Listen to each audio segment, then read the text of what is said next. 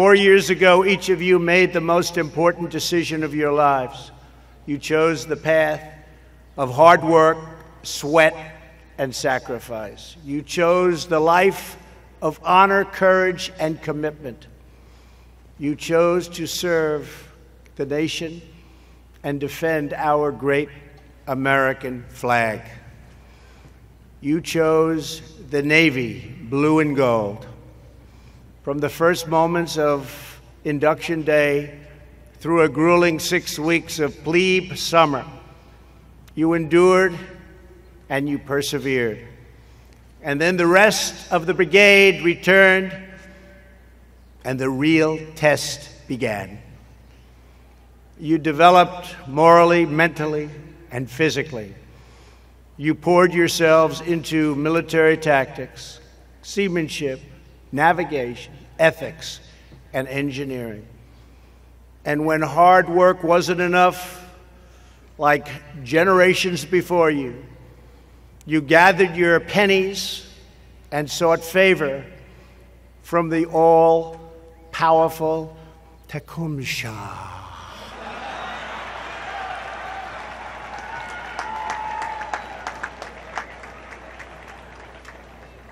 All-powerful, a little bit different. Others worked hard for their demerits at McGarvey's and the Fleet Reserve Club.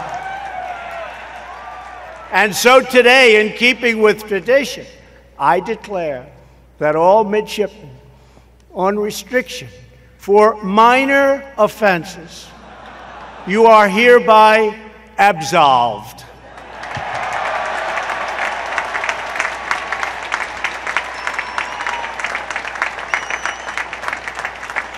That sounds like a lot of people. The Admiral will define exactly what that means. So, Admiral, please go easy, please. Okay, please go easy. It's a great group of people here, Admiral. I'm told that this class led Navy athletics to the highest win percentage in your 172-year history. Think of that. That includes taking the Army-Navy Star Series for the 4th straight year, a remarkable achievement in sport and athletics. Remarkable. And because you care about every contest against Army, for the record, this year, Navy beat Army 19 times. And I will not mention, I promised, who won the football game. I will not mention it.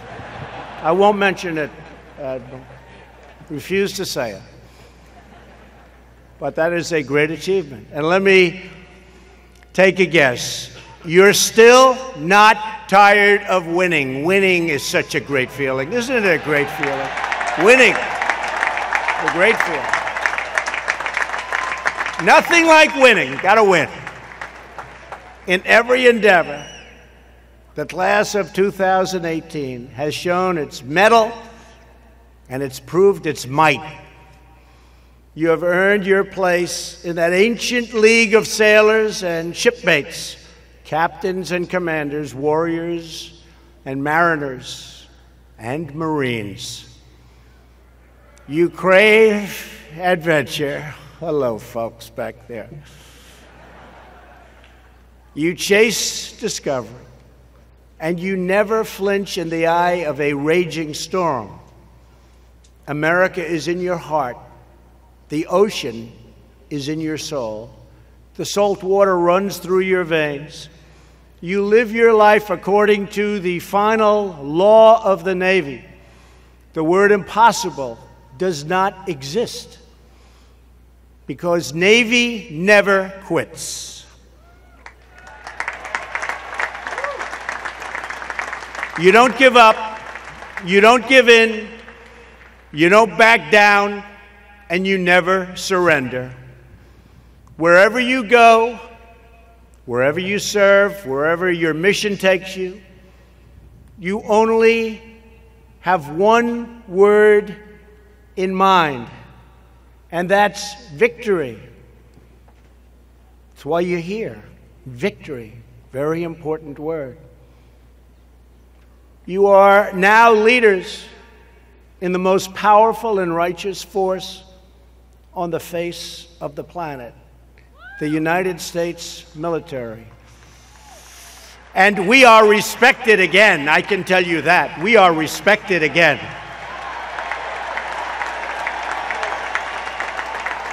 A lot of things have happened. We're respected again. For the last 4 years, you have walked the same paths as Navy's greatest legends, the giants of Midway and Coral Sea and Manila Bay. Here in Annapolis, the glorious past is all around you, and so are the stories of your great heroes.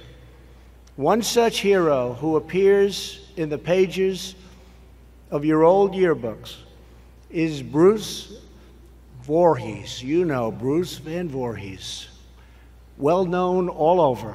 Bruce hailed from Nevada and was a member of the Naval Academy class of 1929. Beneath his picture in the 1929 lucky bag, Bruce's classmates wrote that he spent most of his time teaching the city slickers from the East the correct pronunciation of Nevada. And I had to learn that too to win the state.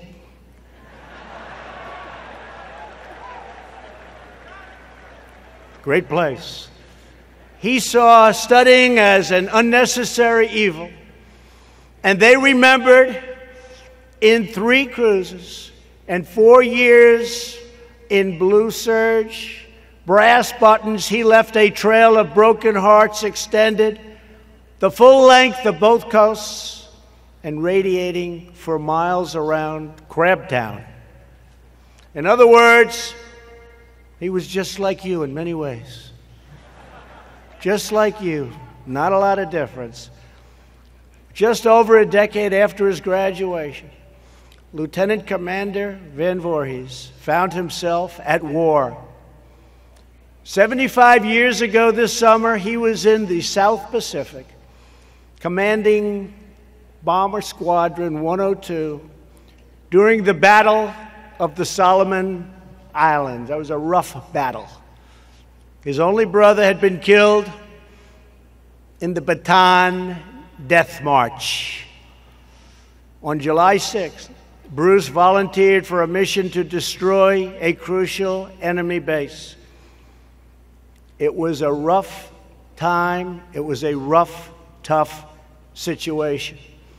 He knew full well that he would likely never return. He knew he was going to die. But he also knew his daring action could prevent a surprise attack on large-scale American forces. So his plane took off alone on a 700-mile flight. Bruce flew through the darkness to his target, a tiny speck on the vast open sea. He braved unrelenting anti-aircraft fire like nobody had ever seen at that time, and a trail of enemy planes to single-handedly destroy this large enemy base, including multiple fortifications and a critical communications link. And in this final act of valor, Bruce was caught in the blast of one of his own bombs and perished in a remote lagoon very far from here. His life was lost, but his legacy will live forever. Many of you have seen the star marking Bruce's old room at Bancroft Hall, commemorating his Congressional Medal of Honor, our highest honor. Some here today will trace his path to Pensacola to earn your wings. You may even make it all the way out to the legendary combat training school known as Top Gun in Bruce's beloved hometown in Fallon, Nevada. There you will have the honor to take flight from Van Voorhees Field and remember a hero who fought for his country and died for his homeland and saved so many lives with his bravery. Each of you inherits the legacy of the heroes who came before you. It's a living history passed down from officer to officer and generation to generation. Each of you will make your own mark on the Navy, the Marine Corps, the military, and the history of our great nation. Seize today, and you will shape tomorrow. In a few moments, you will be commissioned into the mightiest fighting forces